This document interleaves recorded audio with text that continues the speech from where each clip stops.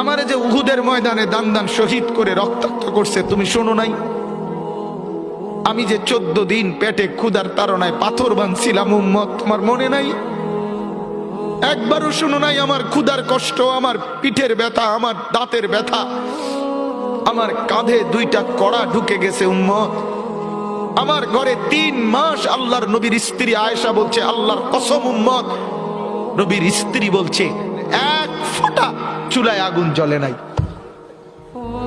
নওজোয়ান আপনারা বলেন বাপ, আজকে যাদের 1 বছর 6 মাস 2 বছর কোনদিন ফজরের নামাজ পড়েন না, দিনের পর দিন রাতের পর রাত যায়, এভাবেই 6 মাস, এভাবেই 1 বছর, এভাবেই 2 বছর, আপনি জানেনও না ফজরের ওয়াক্ত হয় কখন, ফজরের জামাত হয় কখন।